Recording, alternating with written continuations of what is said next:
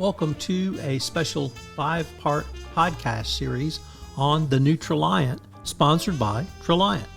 Over this 5-part podcast series, we will discuss what is new at the company and key issues that Traliant is helping to lead and define in the online training industry going forward. Over this 5-part series, I will visit with Traliant CEO John Arendez, Maggie Smith, Vice President for Human Resources, Scott Schneider, Head of Content Development. I know you will enjoy this special 5-part podcast series on the new Traliant. First, a word about Traliant. The mission to transform compliance training from boring to brilliant. Traliant's award-winning training helps organizations create and maintain respectful, inclusive workplaces. Traliant's modern approach to e-learning is designed to motivate positive behavior through realistic video scenarios and up-to-date content that is interactive, easy to customize, and connects with today's mobile workforce. Traliant currently serves 8,000 organizations across industries and geographies.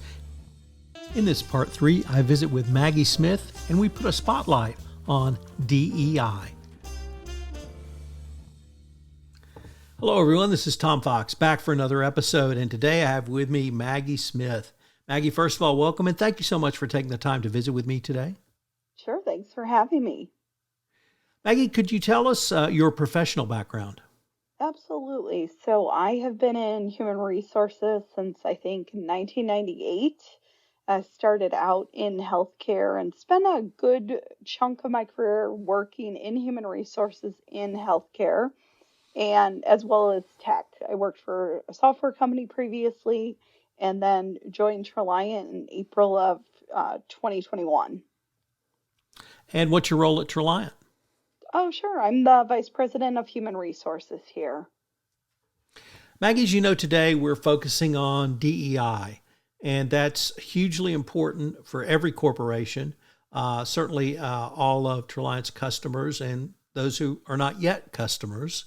But I wanted to maybe ask you, how do you see DEI as a key component of a robust compliance program? Absolutely. So I think DEI certainly in the workplace is a step past non-discrimination. And it's really taking things one step further than just really like, oh, okay, check the box, we're going to follow the law. And certainly, as a business argument for diversity, equity, inclusion, you really want a diverse team that's going to allow for better problem solving, better decision making, more innovation, creativity, and ultimately more success. So really, ensuring that you're accepting diverse workers and making them feel included is going to pay dividends. It's going to motivate them to perform in the workplace. Maggie, I really like the way you framed that as where we were at some point in the past, which was anti-discrimination. And I'm a lawyer, so words still matter to me. And DEI, diversity, equity, and inclusion, for me, the key word is inclusion. I grew up when Title VII was passed, and when I first went into the workplace, it was, okay, you can come to work here. And that was it. And then we got to equity. But I find inclusion to be perhaps the most important, because it's not that we're going to let you work here. It's that we value you working here. And more importantly, we value your voice. So how do you advocate a company really bring the I in, the inclusion in to an organization? That's a great question. I really think about inclusion, that one step beyond diversity. I think diversity is, hey, we're having this party, we're going to invite you to the party. But inclusion is, hey, do you want to join us and dance at this party? So I think the way, corporations can do this, kind of approach to creating a diverse, inclusive culture is, consider all of the processes that DEI touch. So this goes, well beyond DEI efforts that everybody thinks of. It's really having inclusion for people so that their voice is heard throughout the entire employee life cycle. And one of the ways we do that here at Traliant is really making sure that we're not hiring for culture fit, rather, which I think is the norm, because culture fit is kind of more the same, bringing people on we like to work with, and because after all, we're going to spend time with them. But bringing in different people who are culture adds and then making sure that we're giving them a voice throughout the process, throughout their entire employee life cycle. You used two words there that I have not heard before, so I have to follow up on that. And that was, quote, culture adds, end quote. Could Hmm. you really give us a few more of your thoughts on what culture ad means to you and how you try to communicate that to both internally and at Reliant and in a broader audience when you have that opportunity?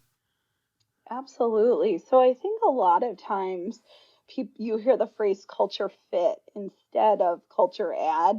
And I think where this can kind of veer off the rails a bit is that culture fit can really be a mirror of our biases, right? Like we're comfortable around people who share our demographics, our same socioeconomic background identities, and you really want to have a very diverse process as it relates to recruiting, and then also continuing to reinforce that, really also creating a culture where everybody is comfortable participating. But I think we don't want to have what's you've as an attorney, I'm sure you've heard the term affinity bias. Some people call it the mini me. So just really hiring to enhance your culture, not necessarily fit in, right? Thinking about what can this person add to our culture instead of thinking, are they going to fit into our current culture?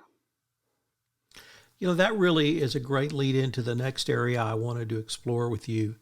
We both have been working when Sarbanes-Oxley was passed. There was a requirement that companies, U.S. public companies, have a internal reporting system, but that was really just a starting point. And then companies moved to, well, let's train managers to learn how to listen, to learn how to intake an employee concern or report. And that's really led people to think about not just a hotline, not just a reporting system, but a true speak up culture. And that includes things like the safety to raise your hand and speak up, the trust that you have that your managers will take your information and take it seriously, whether it could be a violation that requires an investigation or whether it's an idea that could enhance efficiency or improve your product or services. So I wanted to maybe use that as an incredibly long-winded way of introducing the connection you see between DEI and a true speak-up culture in an organization. And also, what's the power that you see when you can connect those two in a meaningful way? I think the power is that you get so many great ideas, or you think of things that you maybe overlooked. For example, when I first started at Traliant, I remember I was like, I think 7 days into the job, and our co-founder here, Andrew Rawson, said, "So we're gonna have this meeting next week, and I'm gonna have all the employees call you." With any questions they have, and we'll address those at the meeting. And I kind of chuckled and said, Andrew, like, that's not going to work. I'm brand new here. They don't know me. We don't have that trust. So you have to build that trust. You have to really work hard and consistently to create a psychologically safe workspace where people will feel comfortable speaking up. And so we initially did, kind of the things you talk about with like an anonymous inbox. People could message through a website that preserved their anonymity with any questions, and we would start reporting out on those at our town hall meetings.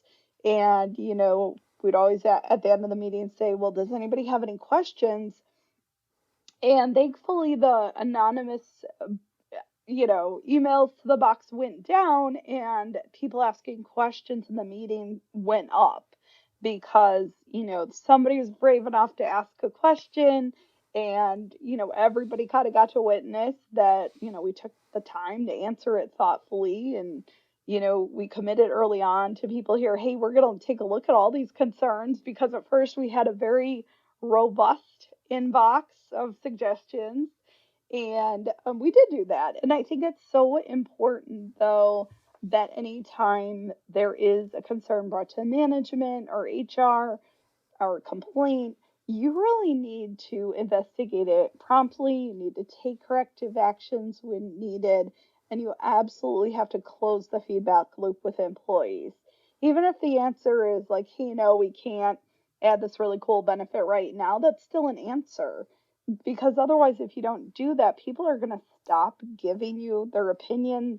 They're going to stop taking the employee surveys. So you really want to make sure that you are, you know, really kind of thankful to people. Like, thanks for bringing this to our attention. Here's the answer on that. You used another term I'd like to follow up on. I think I wrote it down correctly, feedback loop. Yeah. Why is it so important to keep a reporter, a person who raises their hand, a speaker upper, if I can even use that term? Why is it so important to keep them, if not involved, at least informed on the progress of their idea, their concern, their report? I think that's so important, because if you don't, and you don't circle back with them and do any of those things, then they just think, oh, I brought this, concern or idea or feedback forward and nobody listened to me. Nobody did anything about it. And many times that's not true. I think most HR people and most managers honestly have the best of intentions, do look into things, but I do think the area where would fall down short potentially is not letting that person know, whoever brought the information forward, not, telling them. And I think that happens for a variety of reasons. I think people address it, it gets busy, and they're like, oh, that's done. Or conversely, I think that they might just like, they're afraid to tell the person bad news, like, hey, you know what, we can't do that right now. But like, no is still an answer, and even if you say, hey, we're going to look at that again in 6 months down the road, might be, let's see how we do this quarter, might be able to implement that change then. It really seems to me you have described an entire system of trust. You've described the system of trust that allows someone to literally raise their hand and speak up. But you've also talked about the trust to use that information, once again, whether it's an investigation, whether it's looking at doing something a different way. And you've trusted that the people you've told it to will get back to you in some form. Once again, whether it's, yes, we're looking at it, or thank you very much. Here's the steps we're going to take, so that there's a dialogue as well. And it really seems like to me, if I've said what, fairly assessed what you've said, that's really a culture of speak up, which is what you've been trying to talk to us about. Absolutely. So let me change the focus just a little bit to ESG, and specifically what you see as the role of DEI in ESG. And I want to start with the S. Maybe focus on the S. And let me step back and tell you my story that I want to bring into this. My father served in World War II, and he later became a labor arbitrator. And the reason he became a labor arbitrator, because what he got out of World War II was not simply a fight for democracy, but that working men and women, specifically those in labor unions, should have due process at the workplace. So as a labor arbitrator, if someone was fired or terminated, he would review that action by the company, and if they took appropriate due process steps, they allowed the employee to tell his story, allowed him to have representation, and there was essentially an impartial judge, he would uphold that. But he was very concerned about institutional justice.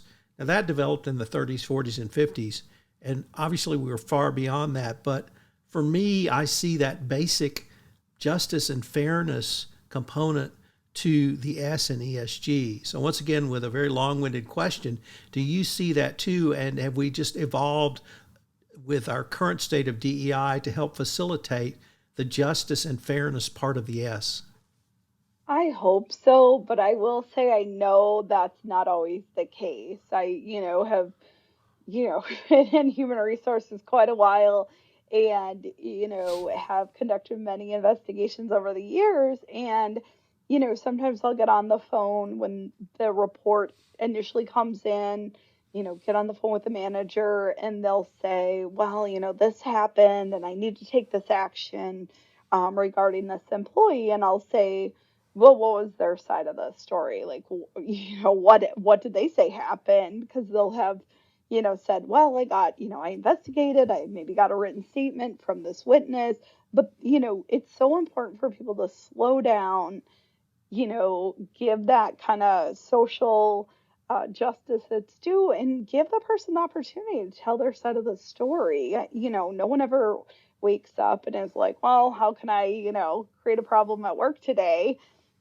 Most people don't. And I think just giving them the opportunity, a lot of times, there can be an explanation and you really want to, it's not a rush to figure it out. If you have to, slow the process down and even keep the person out of work a little bit while you do your due diligence, I would say please pay them while they're out.